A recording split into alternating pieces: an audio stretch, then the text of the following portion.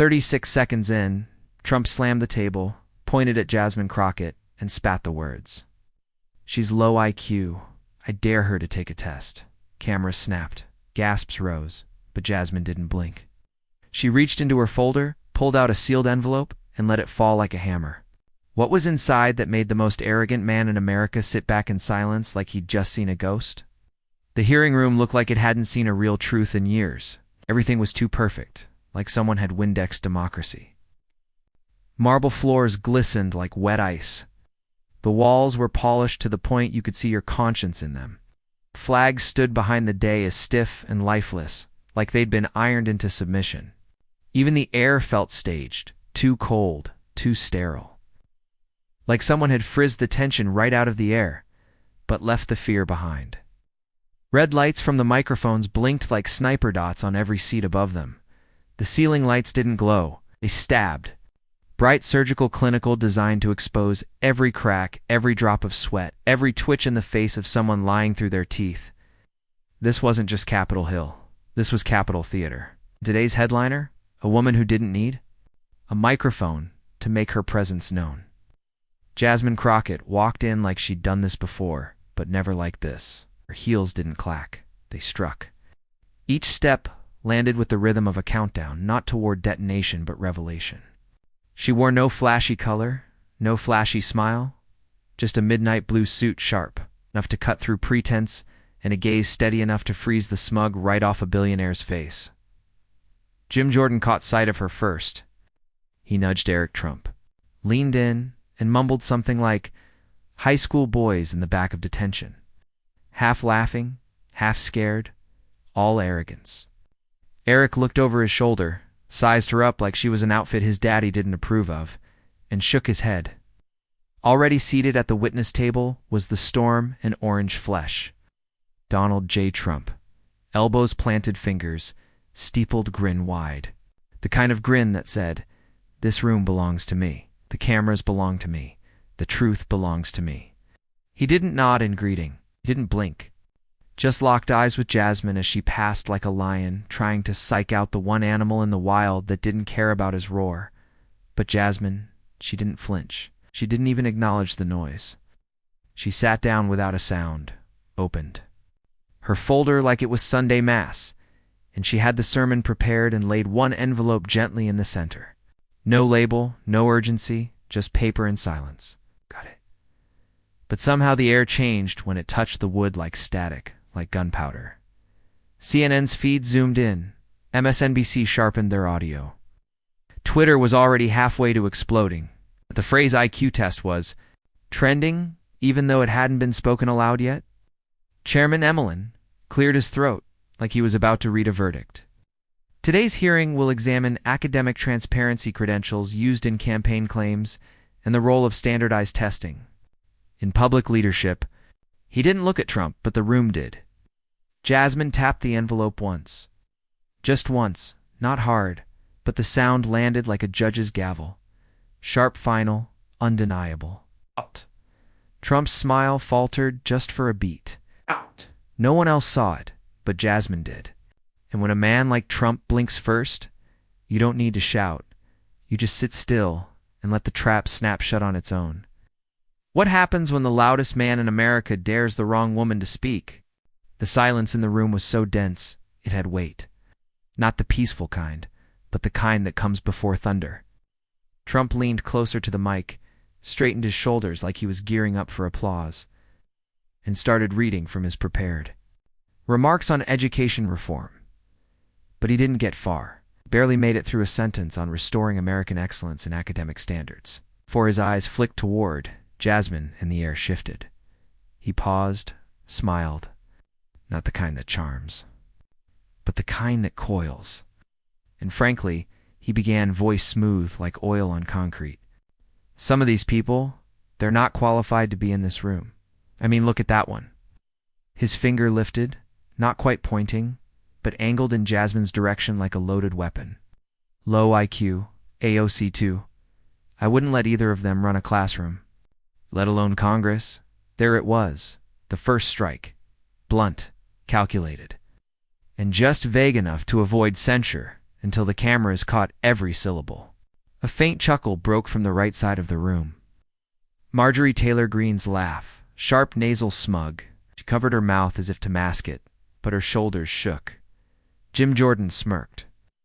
Eric Trump leaned back in his chair like a kid proud of his father for landing a punch. Around them, Republican aides tried not to smile, but they didn't need to. The moment had landed. They thought they'd rattled her, but Jasmine Crockett didn't move, didn't blink, didn't reach for the mic. She just sat there, still collected, a single fingertip resting gently on the sealed envelope in front of her, like it was a detonator she hadn't decided to press. Inside her head, the noise was louder than any chamber mic. They want rage, she thought. They want the angry black woman moment. They want the soundbite. It'll give them something quieter, something they won't see coming. Pressed on, you know. I've taken IQ tests, very hard ones. They don't just let anybody take those. You have to be a genius. His grin stretched wider. I passed with flying colors. That's why I'm here, and they're well struggling. He didn't look at the chairman. He didn't look at the cameras. He looked directly at Jasmine. And then, with the same breathless arrogance he used to announce bankruptcies and pardons, he said it, "Let's settle this with an IQ test." 8 words. That's all it took. 8 words that would ricochet across social media within seconds. 8 words that would split the room like glass under pressure. 8 words that would in 24 hours come back to haunt him. The tension cracked. Reporters blinked. Phones went up. Gasps stirred like wind in a wheat field, and yet Jasmine didn't even raise an eyebrow. She simply shifted in her seat, lifted the envelope ever so slightly, and slid it 1 inch closer to the mic. The gesture was quiet, but it landed like thunder. Trump didn't notice it. He was too busy watching the crowd relishing the chaos he thought he controlled. But chaos, Jasmine knew, was easier to control than facts, especially when they came in. Sealed white paper? Behind that paper was a truth 31 million Americans weren't ready for. Not yet, but they would be. Because Donald Trump had just challenged the wrong woman to a test. The room hadn't recovered from the blow yet. Trump leaned back in his chair like a boxer who thought he'd already won the match in round 1. Smirked beside him, scrolling through his phone. Probably watching the clip already trending on X. Jim Jordan whispered to Marjorie, who scribbled something in bold Sharpie across a yellow notepad. Everyone thought Jasmine Crockett had taken the hit and stayed down. But then Jasmine leaned toward the clerk's desk calmly, even politely. "I'd like to move my questioning to the end of the session," she said. Her voice didn't rise. It didn't. Need to. It was the kind of calm that makes a room shift slow and almost invisible, like a change in barometric pressure before a tornado. The clerk blinked. The chairman paused. Okay, and after a beat too long, he nodded. Approved. Nobody blinked. Nobody asked why, but a few eyes narrowed just slightly. They knew something had changed. They just didn't know what. Meanwhile, 2 aides from Jasmine's office moved silently in the back corridor like ghosts with purpose. One carried a black leather folio, the other a flat brown envelope, thick but sealed. At the top, in fading typewriter ink, were 4 words that hadn't seen daylight in over 60 years. Confidential 1964 admissions. Jasmine didn't look back as it arrived. She didn't need to. The moment it touched the table behind her chair, she felt it. Not in her hands, in her spine. The weight of history has a pulse of its own. She reached back, slid the envelope under her papers, and rested her fingers on it like she was holding down a ghost trying to rise too early. Across the room, Trump kept talking, rambling now about schools failing test scores, dropping these people not understanding what America really needs. The words were loud, but they didn't land anymore. It's not where it mattered, because Jasmine wasn't listening to him. She was listening to a memory years ago. Her father, an inner-city teacher who never made more than $42,000 a year, once told her, "At the kitchen table, the most dangerous thing you can bring into a room is the truth dressed like a whisper." She was 9. She didn't understand it then. Now she lived by it. She smiled, not the kind that showed teeth, the kind that showed calculation, poise. The kind of smile a chess master makes before sliding a pawn that traps the king in 3 moves. The chairman called for recess. Chairs scraped, reporters typed, security shifted. Trump stretched and laughed about wasting time on nobodies, but for the first time since she entered the room, he didn't look at Jasmine because somewhere in his instincts buried under ego and layers of spin, something told him she wasn't done, not even close, and she wasn't holding paper. She was holding proof, the kind that doesn't shout, the kind that detonates. But what was in that envelope? That would make Donald Trump wish the cameras had been turned off. The mood in the room had changed, but no one could say exactly when. It wasn't loud. It didn't come with music or shouting. It was the way air feels different before a thunderstorm, the kind that turns leaves upside down and makes animals go. Silent. Something had shifted, and it was coming from Jasmine Crockett's seat. She hadn't spoken since Trump's outburst. Not a word, not a glance, but her silence had weight now. She'd requested the final questioning slot, and no one dared challenge. Her again was as if by saying nothing, she'd somehow taken the floor, and no one noticed until it was too late. The cameras noticed, though. CNN's feed zoomed in, catching her face between movements. That gaze, still unreadable, wasn't anger. It was focus. Like someone watching a clock they'd already set to detonate. Even the host back in the studio stammered. Well, it looks like Congresswoman Crockett is holding something back today. We'll stay on her feed. Outside the chamber, buzz built like static. NBC's news alert pinged. Jasmine Crockett declines immediate rebuttal, asked to go last. The headlines multiplied. What is she waiting for? Does Crockett have something bigger? Silence or strategy? Inside, she didn't blink. She just sat with that folder in front of her, quiet, deliberate fingers, loosely curled around a pen she hadn't uncapped. Every so often, she glanced at her watch. Not the time, just the rhythm, like she was syncing her breath to something no one else could hear. 3 seats away, Marjorie Taylor Greene finally whispered to Jim Jordan, "She's rattled. She's got nothing." Jordan nodded, but not confidently. His eyes kept drifting to Jasmine's folder, to the envelope beneath it. Trump, meanwhile, had shifted from arrogance to indulgence. Talking louder, broader, dropping self-congratulations like confetti. Frankly, folks, I think this has been one of my best hearings. Nobody even tried to debate me. His voice echoed across the marble like bad theater. We all know who's qualified in this room and who isn't, but Jasmine wasn't watching him. She was watching the room, watching who laughed, who shifted in their seats, who avoided eye contact. She wasn't here to argue. She was here to let the rope play out until the knot tightened itself. One of her aides leaned silent, surgical, entered the side hallway, and passed a small signal. A nod. A quiet glance toward her phone. Jasmine read the message once and slid it away without reaction. The last piece had arrived. The document was confirmed. The source was real. It was time, but not yet. Let him keep smiling. Let them all keep laughing, is the thing about traps is they work best when no one knows they're standing in one. And Jasmine Crockett wasn't waiting because she was afraid. She was waiting because when the truth drops, when it really drops, it's not a clap. It's an earthquake, and this hearing room had no idea how close the fault line was. It came without fanfare, just a soft knock at the side door of the chamber. One of Jasmine's aides entered, holding a plain manila envelope tucked tight under. One arm, like a message too dangerous to unfold in public. No one noticed her at first. That was the beauty of timing.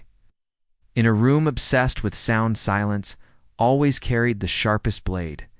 Jasmine didn't look up right away. She waited until the aide stood directly behind her chair, then reached back. Not with urgency, but precision.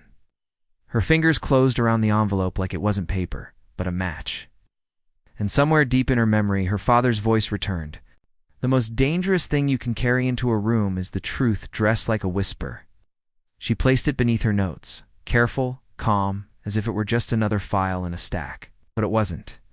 It was the one, the last piece, the one that had taken weeks of silence, a signed affidavit, 2 background checks, and the cooperation of a man who hadn't spoken publicly in 58 years. The name on the document was redacted, but Jasmine knew it by heart now. Robert Steedman, a former military school classmate of Donald J. Trump.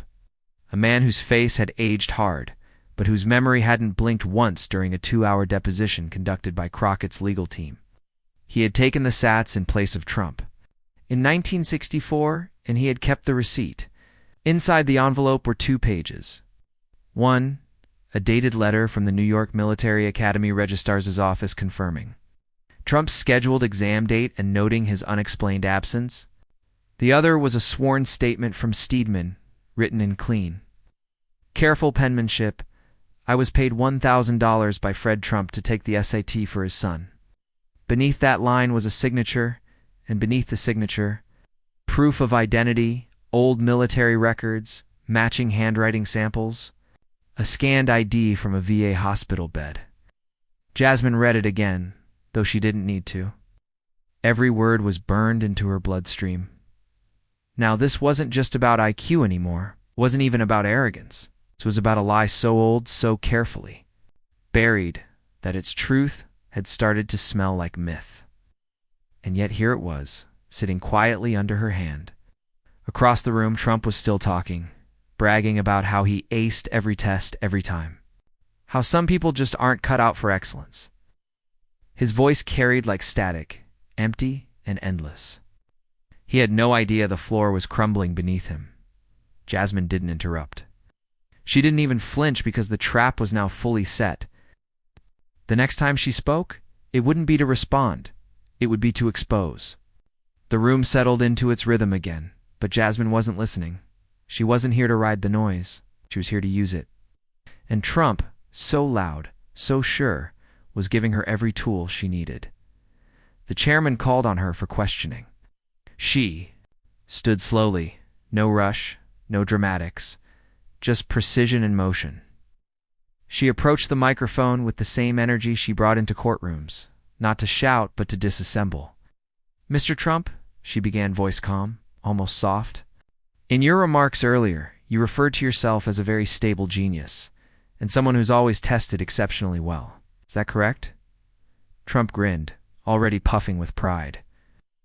That's right, I've always tested extremely well. Some of the best scores they've ever seen. Not just IQ, SATs too. That's how I got into Wharton.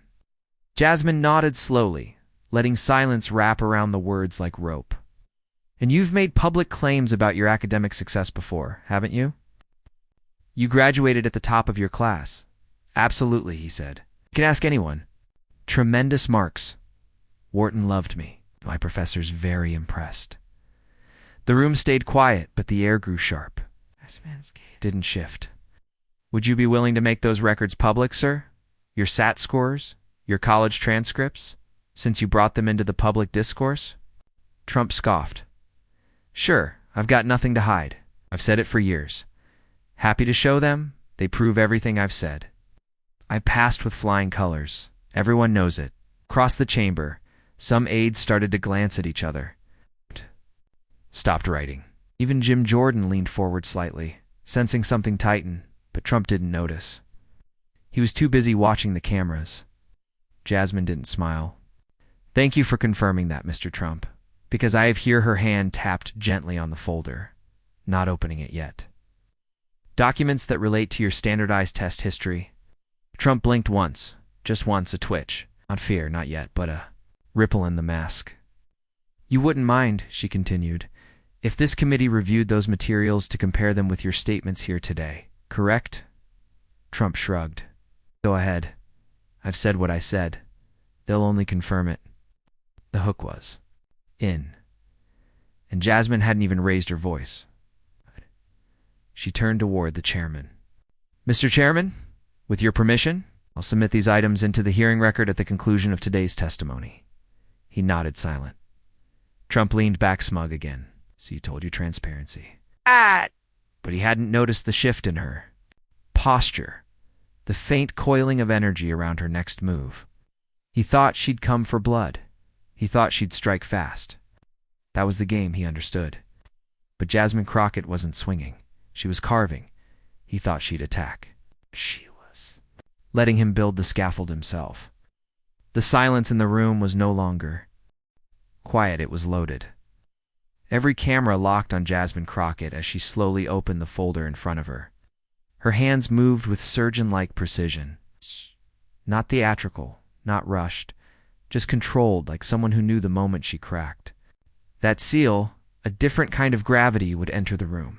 She slid a single-aged letter from its sleeve. The paper was yellowed at the edges, typewritten with a faint watermark still visible beneath the ink. She held it up briefly, then placed it carefully on the desk where the cameras could see every word. Ouch. She didn't speak right away. Let the anticipation breathe. Let it stretch taut across every spine in the chamber. "This," she said calmly, "is an official communication from the New York Military Academy." Dated May 10th, 1964. Trump's head tilted just a little. A flicker passed behind his eyes. Recognition, or maybe dread wearing a familiar mask. Jasmine read.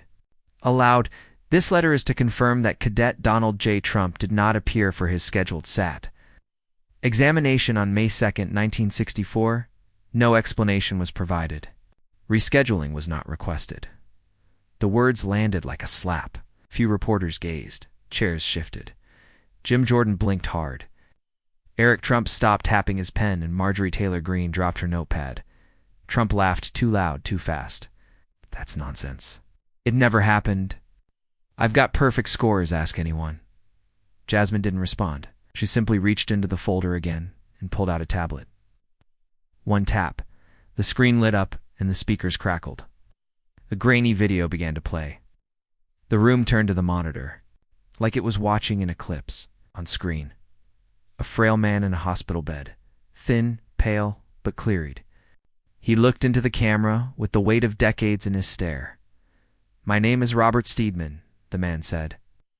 "In 1964, I was paid $1,000 by Fred Trump to take the SAT exam for his son, Donald." The room froze. Even Trump didn't speak. Continued, voice steady. "I had better scores. I was promised a favor. I wore his cadet uniform. I signed his name. I took the test. And I've kept that secret for 58 years. Trump exploded. This is fake news. That man doesn't even exist. He slammed his palm against the desk. The mics jumped. His face flushed dark. "I never missed a test in my life. This is a hoax, a witch hunt." But Jasmine didn't flinch. She stepped back from the microphone. "The man you claim doesn't exist," she said, "was confirmed by 2 federal investigators, a handwriting analyst and a witness protection advisor. His testimony is signed, notarized, and now entered into the congressional record." Trump stood fists clenched. "I want that stricken. You can't put that on record." Chairman Emmelin leaned forward. "You testified under oath, Mr. Trump." She just brought receipts. The audience, once still now, buzzed like a shaken hive. But Jasmine didn't feed it. She sat down. The trap had sprung, and she hadn't even raised her voice. It was the sound of unraveling power, and it started with Eric Trump's voice cracking. Like a whip across the chamber, "Cut the feed. Cut the goddamn feed," he yelled, standing halfway out of his chair, arms flailing toward the nearest Capitol technician. "This is illegal. Wait. You can't air this." His voice wasn't firm. It was frantic, shaky with the panic of a man watching the curtain fall too soon. But the red lights on the cameras stayed solid. CNN didn't flinch. MSNBC turned up their volume. Jasmine didn't look at him. She didn't need to. The evidence was already in the bloodstream of the moment, and there was no antidote. Marjorie Taylor Greene shot up from her seat like a fuse had finally burned down to the charge. "Mr. Chairman," she shouted, pointing a trembling finger at the screen, "strike it from the record. This is character assassination. This is unconstitutional." Chairman Emmelin stayed calm, leaning into his mic like a man reading a verdict carved in stone. "Everything said under oath stays on record." His voice was even but final, including sworn affidavit and verified testimony from federal investigators. Trump banged the desk again. His knuckles went white. "This is a setup. She's a liar. I demand a rebuttal witness. This is fake." I never, but he was drowning now, caught between fury and the kind of fear a man feels when he realizes the doors are locked and the fire is real. Cameras didn't blink. Reporters typed like stenographers at a gunfight. In the control rooms of every major network, producers whispered, "Don't you dare cut away."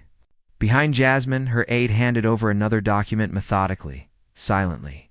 It wasn't showmanship. It was precision warfare. Jim Jordan leaned over to Green, whispering, "We need to stall. Call procedural delay by time." But time wasn't theirs. "Anymore?" Jasmine finally spoke. Calm, steady, the voice of someone who knew the building was burning because she lit the match.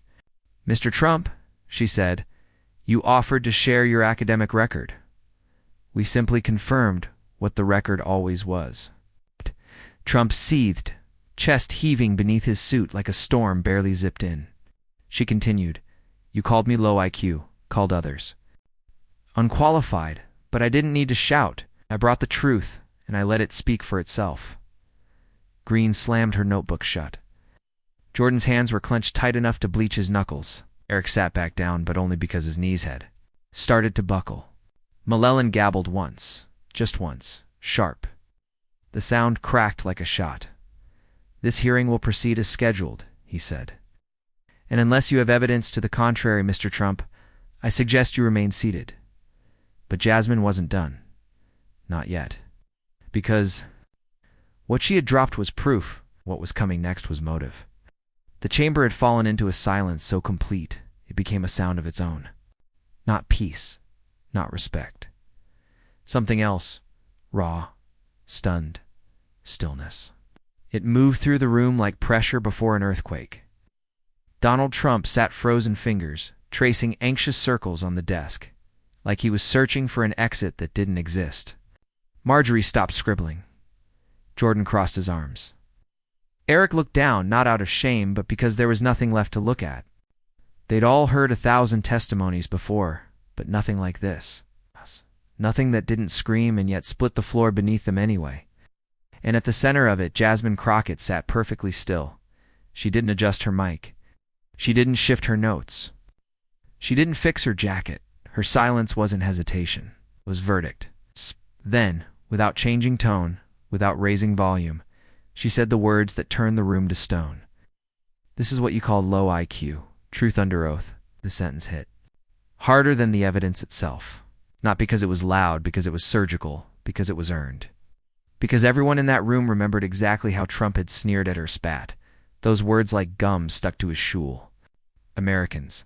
And now, here she was, still precise, composed, holding in her hand a document that shook the very foundation of his public persona.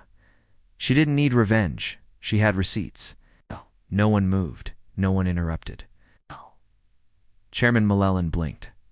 Slowly, cleared his throat, and looked at the clock, not to check the time, but because even he didn't want to look her in the eye just yet. Jasmine turned the envelope sideways and slid it beneath her notes. Deliberate, slow. Not to hide it, but to make room for what came next. Because this wasn't the end. This was the line before the next chapter. She wasn't just here to prove he lead, she was here to show who paid the price. She had one more file waiting under her palm, not yellowed with age like the first. This one was pristine, crisp, filed by someone who had nothing but hope until it was taken away by a check. A handshake and a fraud. Jasmine didn't say another word. She didn't need to. The power of restraint had already done more damage than outrage ever could. Outside, the news ticker screamed, "Jasmine Crockett dismantles." Trump with 1964 ESA proof. Congresswoman flips. Trump's IQ insult into live public humiliation. Capitol Hill hears the loudest silence in modern political history. And still inside that room, no one breathed because they knew what was coming next. And they knew it wouldn't be about Trump. It would be about the boy who never made it in. It's the one whose story was scrubbed off the record so Trump's could be written. But that wasn't even the most dangerous lie she brought with her, because the next name in her folder wasn't Donald Trump. It was the student who paid the price for his fraud. She waited until the silence had settled deep, until even the camera stopped blinking and just listened. Then, with the same calm that shattered Trump's armor, Jasmine reached into the folder again. But this time, it wasn't Trump's name. She was pulling out. It was someone no one in that room had ever heard of. Someone who had never sat in the White House, never stood on a debate stage, never insulted a congresswoman on live television. Elliot Harmon, she said, her voice quieter, now more precise. A black student from Queens, applied to the same school, same year, same region. His SAT score based on certified records was 1420, higher than the average admission score at the time, and significantly higher than Mr. Trump's actual score, which we now know he didn't earn.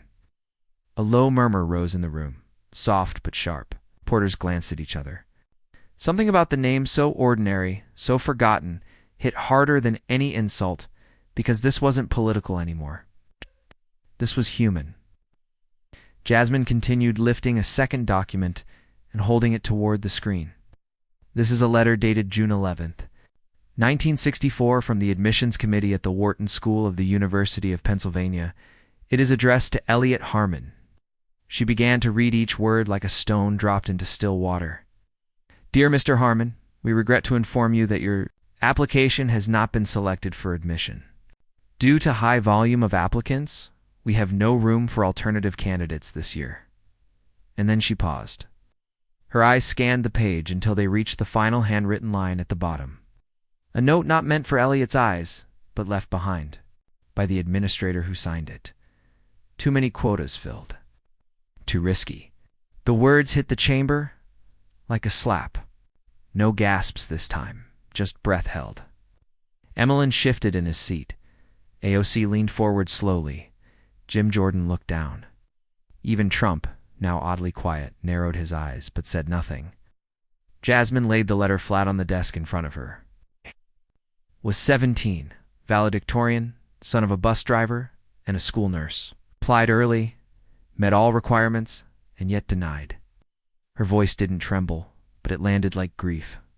He never got a second chance, never got a seat at the table because someone else, someone with a powerful name, a checkbook, and no test scores already sat in it. The weight of that truth didn't just hang in the room, it built a wall across. It, not partisan, not left or right, just a wall of quiet injustice, undeniable and cold. And Jasmine stood on one side of it, holding a name that had been buried in dust for 60 years. But that letter was only half the story. What Elliot Harmon did next would change everything. Jasmine didn't speak. She didn't need to. The name had already done its work. Elliot Harmon was no longer just a line on a rejection letter. He was a crack running through the foundation of the entire room, and the silence that followed was heavier than any gavel. She tapped her tablet twice. The monitor on the wall flickered, then filled with a soft image of a woman seated on a worn leather couch, hands clasped, tight eyes already wet. The overlay read, Danielle Harmon, daughter of Elliot Harmon. Her voice trembled before it even began. My father, she said, breathing hard, carried that pain his whole life. She looked down, wiped her nose. He never talked about it directly, to me, not even to my mom. But every time someone said the word Ivy League, he'd go quiet. Every time someone asked about his dreams, he'd just say, it wasn't the right time. A tear slid down her cheek. She didn't wipe it this time. She let it fall. My dad should have been in boardrooms, in classrooms, in government. But he ended up driving a city bus in Queens for 32 years. And he did it with grace, with pride, but never with peace. The room held still, every face fixed on the screen. Jasmine's eyes didn't leave Danielle's, not once. The video shifted now, audio only. A dated, crackling recording clip from a voicemail left on Danielle's phone just months before Elliot passed. The sound quality was rough, but his voice, deep weathered, was unmistakable. I always thought I wasn't good enough, Elliot said. I thought maybe I missed something. Maybe it was my essay. Maybe they didn't like my photo. I didn't know they never even saw me. Danielle's voice returned lower, now breaking. He died without ever knowing the truth, without ever knowing he was qualified, that he was more than enough, that his seat was stolen before he ever sat down. The screen faded to black. No music, no commentary, just that silence again. This time, full of sorrow, full of names like Elliot, left out of stories written by men who never earned their place. Jasmine stood slowly. The folder was closed now. The record was clear. She scanned the room. Every eye met hers, and no one dared look away. "My father," she said softly, "was a teacher. He told me once that lies are like shadows. They stretch farther the longer you let them go unchallenged. But when you shine the right light just once, they vanish." She placed her hand gently over the closed folder. "That's what today is. A light for one man who lost his chance, and for every other name they tried to bury beside him." Trump sat motionless, mouth tight, hands clenched. No comebacks, no grin. Because even he knew there was no way to insult a ghost who had just stood in the room and spoken through his daughter.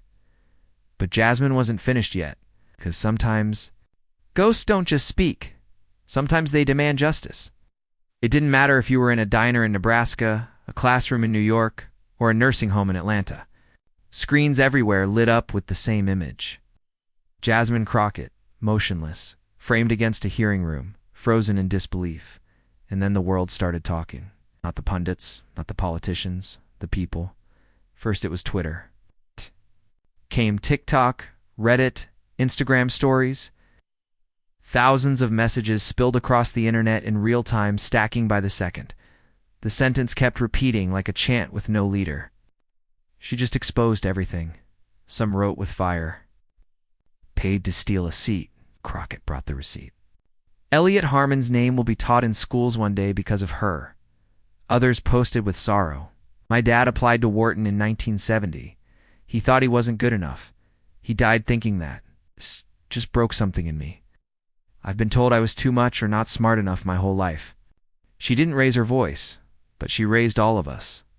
Even late-night comedians paused their jokes. Even conservative forums, usually echo chambers, had cracks forming in the walls. One trending thread read, "This doesn't feel like politics. This feels like history." Cable news anchors struggled to keep up. CNN cut away from the panel and let the footage speak for itself. MSNBC rolled Jasmine's quote on repeat. "This is what you called low IQ, truth under oath." Fox tried to pivot, tried to cast doubt, but the emotion in the room, the humanity of it, made even the most aggressive spin feel brittle and desperate. Inside the chamber, the energy had changed. Gone was the arrogance, the jeering. Marble walls felt heavier now. Trump didn't fidget anymore, sat unnaturally still, his jaw tight, the tips of his ears red. Marjorie Taylor Greene had her hands in her lap, her notes untouched. Eric Trump stared at the floor like he was hoping to fall through it, and Jasmine Crockett, she didn't blink. She let the silence hold. She let the world feel what it had ignored. For decades, Chairman Mulellen shifted behind the microphone. His voice came quiet. "Congresswoman Crockett, do you have anything else you wish to present?" No hesitation, Jasmine reached slowly into her folder again. The first file had peeled back a lie. The second had resurrected a man, but now she lifted a document thicker than either of the last two. A new folder stamped not in faded ink, but in fresh red classified U.S. Department of Education. Two signatures were partially redacted, but the watermark was unmistakable, and the weight of it landed before a single word was spoken. She placed it flat on the desk. Her fingers stayed resting lightly on top. And though the cameras couldn't read her eyes, the message was clear. This wasn't about Trump anymore. This was about everyone who helped him get away with it. And just when the nation thought it couldn't go deeper, Jasmine raised the second file. Jasmine didn't say a word when she placed the second folder on the table. She didn't need to. Not yet. The weight of the moment had already shifted the air. It was heavier, now denser, like the oxygen had been replaced by something sharper, something electric. Trump washed her hand with growing stiffness. His eyes flicked to the cameras, to the committee, then back to her fingers. The man who once filled arenas with noise now sat in a chair that suddenly seemed too small for his silence. He knew she was about to open something he couldn't close. Jasmine unclasped the folder. Inside, a printed college transcript, neatly formatted, official-looking, watermarked. With the seal of the University of Pennsylvania, it was the same document Trump's campaign had quietly circulated in 2016, and again. During stump speeches in 2020, it listed grades, course titles, honors, even a signature. He'd bragged about it on talk shows, waved it in interviews. Let it linger on screen just long enough for supporters to feel impressed and opponents to hesitate. Jasmine slid the page under the overhead display, and then with surgical calm, she spoke. This is the academic transcript Mr. Trump's campaign has referenced repeatedly since 2016. It claims to reflect his achievements at Wharton. She paused, letting that sit for a beat. We submitted this document to 2 independent credential analysts and a curriculum archivist from the University of Pennsylvania. She turned the page slow and deliberate, and here's what they found. She tapped once on the screen. A zoomed-in version of the transcript appeared. In the first semester, there is a course titled Business Strategy misspelled with an A. That course did not exist in 1966. It doesn't exist now. Flicker moved across the committee. Reporters perked up. Even Mellon leaned forward. In the second semester, she continued a class titled Global Economics of 4, a course that, according to Wharton, archives was never offered at any level. At the time, Wharton only offered Economics 1 in their KIL. Gas broke across the room like glass. Someone in the gallery audibly whispered, "Oh my God." And finally, she said, voice now sealed with purpose, at the bottom of the document. Next to the registrar's seal, the name of the verifying official is spelled incorrectly. The real registrar, Dr. Leonard Wexler, spelled his name with 2 E. This one uses one. He has confirmed under oath. He did not sign this document. Trump's eyes went wide, not in fear, but in calculation, searching for an escape route, a pivot, but there wasn't one. The walls were closing in, not by force, but by fact. Jasmine stepped back. This document was used to justify qualifications for the presidency of the United States. It was shown to voters, cited in speeches, handed to reporters. It is without question a forgery. Trump stood halfway up. This is a hit job, a political stunt. But his voice cracked. Jasmine didn't flinch. She folded the page once slowly and placed it back in the folder. Then she looked up right at the camera. He didn't just lie about a test. He lied about the degree, about the story, about the man he claimed to be. What came next would shake every vote he ever earned.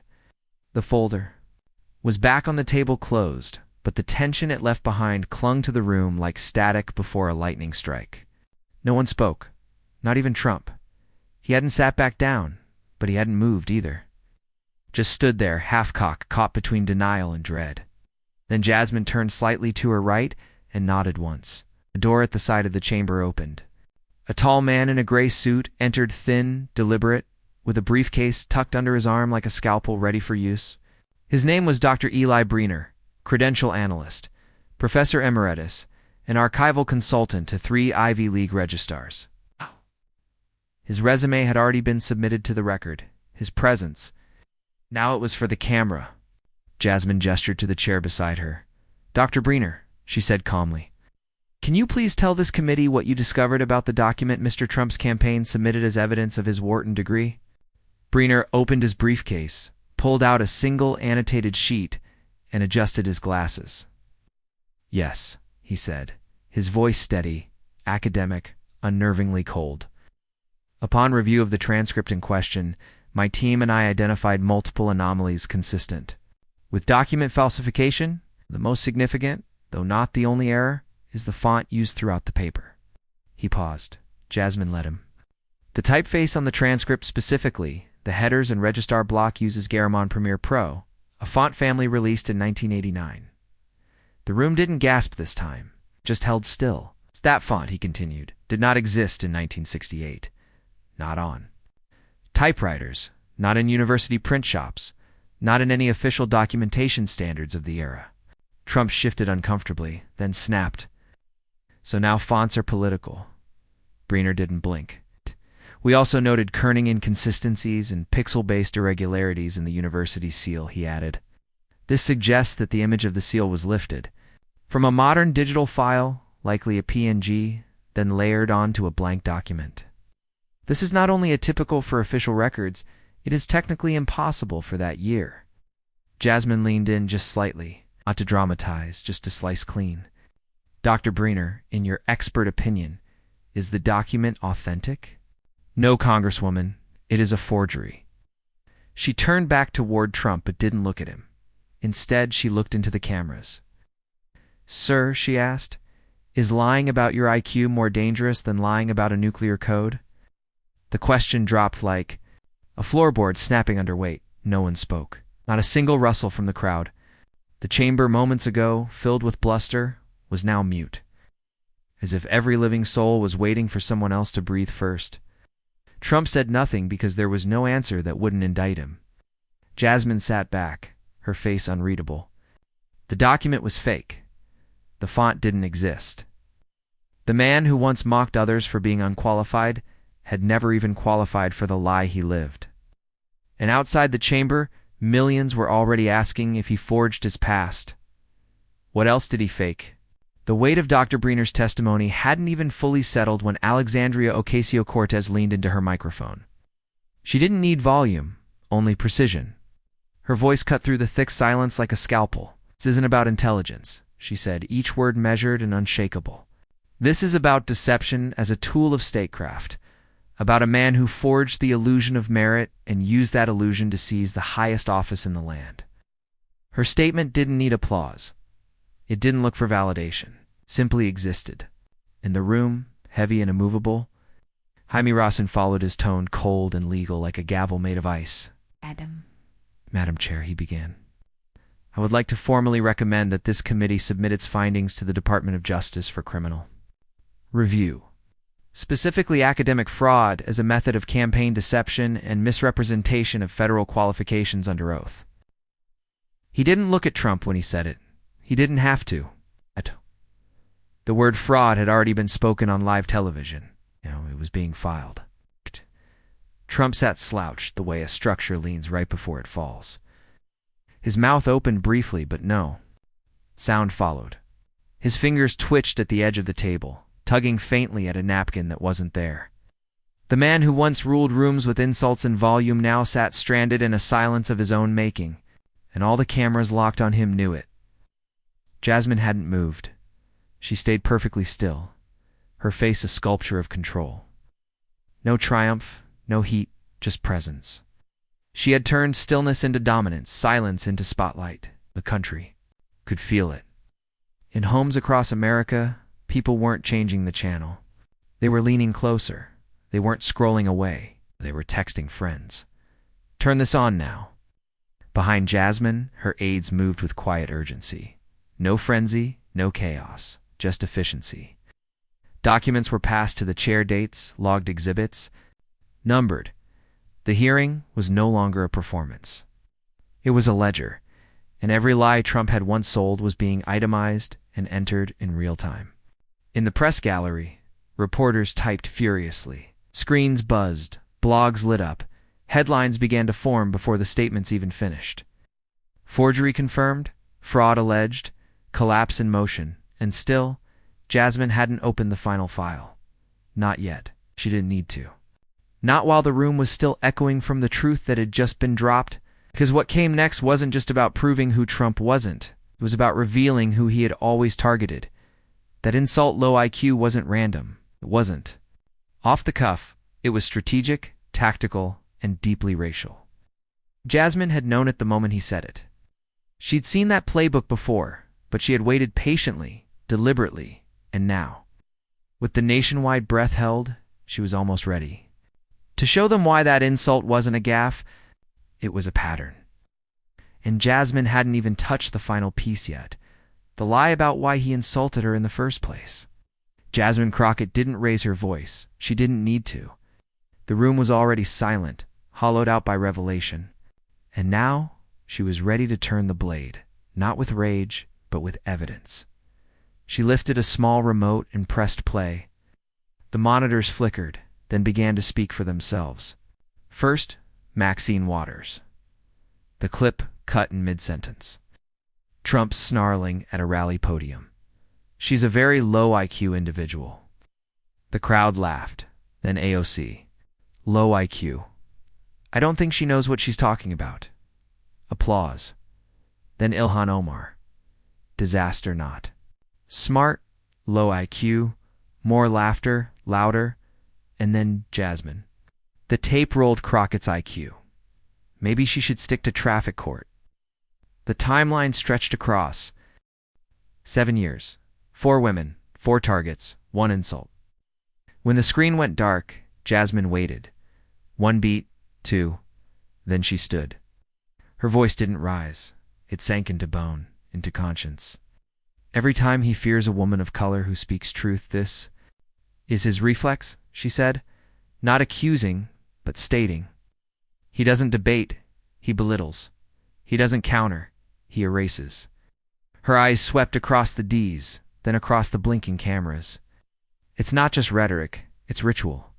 Trump sat frozen, no longer cocky, no longer interrupting. His hands were clasped but tightly white-knuckled, twitching. Jasmine didn't look at him. She spoke through him. Said it was about intelligence, she continued. But intelligence doesn't scare you. Accountability does. Outside the chamber, tweets exploded like firecrackers in a dry forest.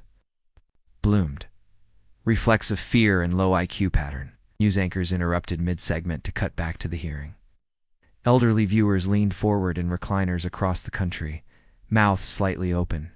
Because now, it wasn't just about fraud, it was about pattern. It was about power built on repetition and silence maintained by tradition.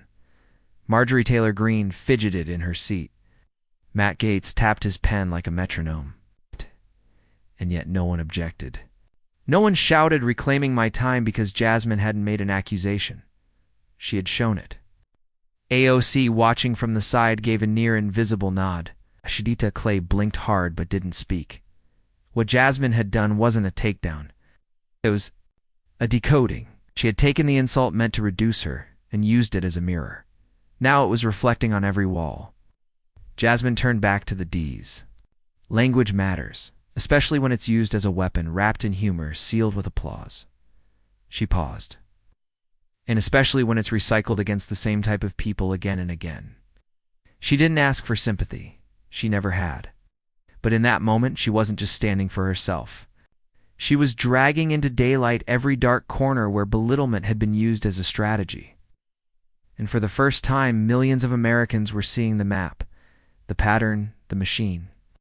But what Jasmine hadn't revealed yet was why Trump used that insult on that day, and what he was trying to distract the world from. The room didn't breathe. Not because it wasn't allowed to, but because it no longer knew how. After the reel of insults and the calm dissection of decades-old rhetoric, there were no cries of fake news, no scoffs, no last-minute outbursts. Trump sat still, not out of grace, but out of calculation misfired. The blow hadn't come from rage. It had come from stillness, and that's what stunned him. Jasmine stood without paper, without notes, just her, the microphone, and millions of blinking eyes behind the lens. She leaned forward slightly, gaze locked on the camera like it was America. Itself. I don't need to prove my IQ, she said, steady and sharp. He needed to destroy it because it's the one thing he couldn't buy. The silence after wasn't dead. It was alive. It had teeth. Trump shifted in his seat for the first time in minutes, but there was nowhere to hide. Script he was supposed to follow, the part where she'd lose her temper, yell, stumble, was gone. Jasmine had burned it. Then she rewrote it with facts. She didn't speak with fury. She spoke with memory. Called me low IQ. She continued, like he did Maxine, like he did Allen, like he did AOC. But the truth is, he doesn't mean unintelligent. He means uncontrollable. She paused just long enough for the words to sink deep. He means not his, not afraid, not silent. Somewhere in the third row, an aide from CNN mouthed, "Oh my God." MSNBC's breaking news charen flickered into existence. Phones buzzed in every pocket across the country. In retirement homes in Florida and apartment buildings in Detroit, older viewers leaned closer to the screen, not just watching, but feeling something move that hadn't moved in years. Jasmine's tone shifted lower, almost a whisper, but somehow heavier. He inherited money. I inherited a fight, she said. He bought his name. I earned mine. And when he realized he couldn't erase mine with a slur, he tried to reduce it with a lie. Trump's face, once red with defiance, now looked pale, with something he didn't admit he had fear. Not of being wrong, but of being unmasked by someone who didn't need to scream to be heard. No one interrupted, not Jordan, not Green, not even the chairman, because it wasn't just a statement anymore. It was a reckoning. Jasmine took one final breath and looked directly into the camera again. Call me what you want, but the truth doesn't need your permission to exist. Neither do I.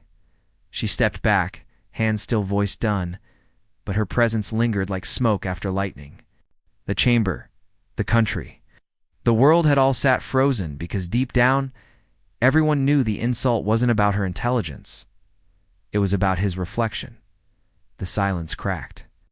Not from outrage, not from defense, but from the sound no one expected in a congressional hearing. A single clap, then two, then a slow-building thunder from the gallery rolling like a storm, breaking over years of tension. Grown men rose to their feet, veterans, teachers, a retired judge with tears in his eyes. For the first time in the memory of the chamber, the walls echoed, not with partisan bickering, but with something closer to truth finding oxygen. Jasmine Crockett didn't bow. She didn't smile, simply stepped back and let the moment pass through her like wind through stone. Marjorie Taylor Greene glanced around, fuming and frozen, unsure whether to object or simply disappear. Jim Jordan buried his face behind a stack of loose papers, pretending to read. Trump didn't move at all. From the second row, the head of the knock rose, not as a protester, not as a politician, but as a witness. "Madam Chair," he said loudly, though no one had called on him. "That woman," he pointed, gently, reverently, "that woman is the voice of a time history, tried to silence. She is not a footnote. She is the moment." Applause grew again, this time louder. Reporters stopped taking notes and just stared. On MSNBC, Rachel Maddow whispered, "I've covered a lot of hearings, but I've never seen one rewrite the mood of a country." In real time, across social media, Jasmine's words were already being looped, quoted, spliced into tribute videos. But inside that room, none of that mattered to her, because Jasmine Crockett hadn't come for the ovation. She hadn't come for the cameras, the memes, the legacy-shaping headlines. She came for something heavier. She came for the record. She leaned toward her mic again, calm, surgical, composed. "Thank you," she said. "But I'm not finished." Applause slowed, then ceased like an orchestra, obeying an unseen baton. This isn't about a single insult. This is about a pattern, and patterns have consequences. Her hand reached slowly into the folder, still resting on the table. It hadn't moved since the beginning of the hearing. It sat there like a sealed verdict, untouched, waiting, one more file, one more page. Her fingers paused on it, then came the line. Quiet, sharp, final. She didn't come here to defeat a man. She came so history would remember that someone stood up and never bowed again. She wasn't just closing a case. She was opening a legacy. She didn't raise her voice. She didn't need to. After everything, after the receipts, the silence, the letters, the forged documents, the standing ovation, Jasmine Crockett returned to where it all began. She tapped her mic once. The room held its breath. Then, with the calm precision of someone who had waited not hours, but a lifetime, she spoke. "You told me to sit down, genius?" Her tone wasn't bitter. It was surgical, controlled.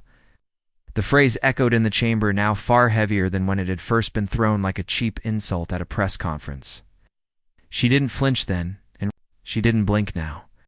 She turned to her right, picked up a placard no larger than a legal pad. It wasn't flashy. It wasn't dramatic. But as she held it high, the letters printed on it might as well have been carved into stone. Article 1, Section 6, United States Constitution.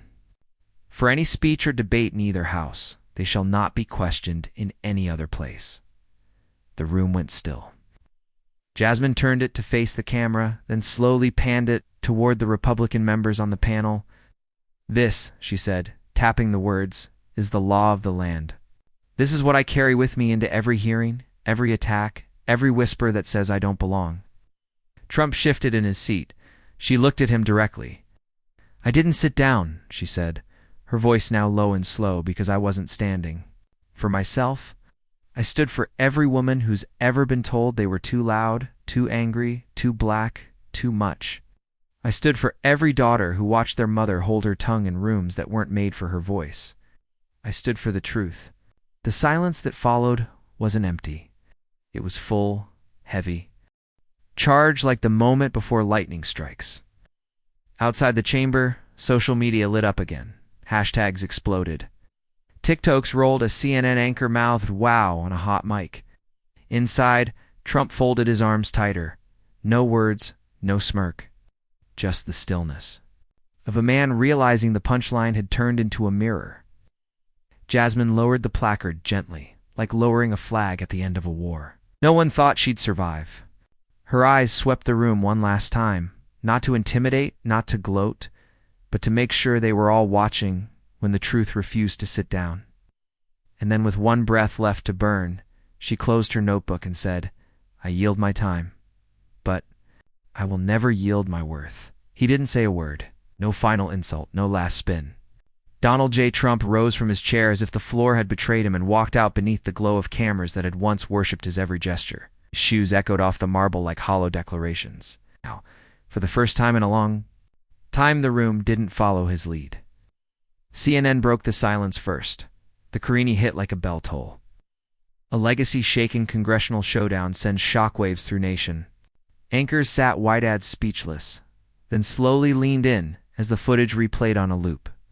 JasmineCrockett.com is steel, holding the Constitution like a mirror before power. She didn't shout, one host whispered. She didn't need to. The moment metastasized into something larger. By the second hour, Sit-Town Genius had passed 4 million mentions. By hour 4, it surpassed 12 million. Teenagers remixed the moment. Veterans tweeted, "Thanks." Even the late-night comics stepped aside. One meme simply showed Jasmine standing still with the caption, "She broke him without touching him." Outside the pixels and sound bites, something deeper stirred. Jasmine's office phone lines jammed by noon. Staffers read emails out loud, stunned into silence. An 86-year-old retired teacher from Birmingham wrote, "I was told to sit down in 1962. Watching you stand made me feel like I finally stood too." A nurse from Detroit sent a postcard that read, "You didn't just hold him accountable, you made my daughter believe she could."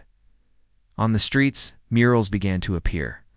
Jasmine's silhouette placard raised painted on a church wall in Atlanta, a school fence in Oakland, a courthouse in Philadelphia. The quote below each one, "I will never yield my worth." In the Capitol, the energy shifted. Journalists leaned in closer to black women lawmakers. Now the eyes that used to glance past Jasmine now followed her through every hallway. Her silence had done what no viral soundbite could, demanded a different kind of attention. One born not from spectacle but from undeniability. And while the other side scrambled drafting statements, spinning press releases, whispering crisis meetings, Jasmine sat in her office alone, rereading a letter from a 14-year-old girl in rural Kansas. Scrolled in blue pen, it said simply, "My mom says smart girls have to be quiet. You proved her wrong." Jasmine folded the paper, slipped it in her briefcase, and exhaled for the first time all day. Not in relief, but in readiness. Because what had just happened wasn't an ending. It was the beginning of a storm. The Capitol lights faded into the rear view as Jasmine's car pulled into a modest lot in Dallas. No podiums here, no marble floors or red lights blinking. Just concrete Texas heat and the quiet hum of a community office that smelled of copier, paper, and resilience. Jasmine stepped out, still in the same suit from the hearing, but now it looked like armor that had survived a war. The door hadn't even shut behind her when she heard the tiny footsteps. A little black girl, no older than 7, bolted through the lobby with unfiltered joy and flung her arms around Jasmine's waist. Her voice trembled, but her eyes burned with something fierce. "I want to speak like you someday," she said. Not like a compliment, like a vow. Jasmine knelt down, brushing a lock of hair from the girl's forehead. "You already do," she whispered. "You just don't know it yet." The child nodded like she believed it with every bone in her body. Outside, a small crowd had gathered not reporters, but neighbors, elders, teachers, janitors, students. People who had once been told to hush, to wait to sit down. Now they stood, some with flowers, some with letters, most with nothing but their presence. Silent, but thunderous. Yes. Back in her office, Jasmine placed the final file, the one with the forged transcript, into a locked cabinet. She didn't need it anymore. The truth was no longer on paper. It was in motion, and millions of minds awakened. She stood by the window as the sun dipped low, casting golden streaks over the parking lot. For years they tried to laugh her off, talk over her, read as her too, a stereotype. They mocked her voice because it carried something they couldn't measure, clarity. And when that didn't work, they tried to question her mind, hoping doubt would dim it. But it hadn't. It never would, because that mind wasn't just Jasmine's. It was every girl told she wasn't smart enough. Every voter gaslit by arrogance in a suit. Every teacher who stayed late to remind a child that books could break chains. They tried to silence one voice. And in doing so, they made room for 1,000 more to rise. When Jasmine chose not to bow, but to rise in silence before a nation, she proved that intelligence doesn't need validation. Only the courage to stand when others try to erase it. And when that little black girl wrapped her arms around her, America saw its reflection in that moment. Have you ever stayed silent? Not out of fear, but because you carried a truth powerful enough to change everything? Share it with us. If this story struck a nerve, don't just scroll, like, share, and subscribe. 2 Mr. Truth stories where voices like Jasmine's remind us that truth doesn't shout, it stands. Tap the bell, because the next chapter might not just expose a lie, it might awaken something in all of us. What part of Jasmine's stand still echoes in you? Leave a comment. Let's not just witness history, let's carry it forward. Yes. Dramatized story is inspired by real struggles and real people. All characters and dialogue are fictionalized for commentary and education. It is not intended to defame or mislead, but to inspire reflection and civic awareness. Thanks for watching. Truth isn't over. It's just waiting for someone brave enough to carry it forward.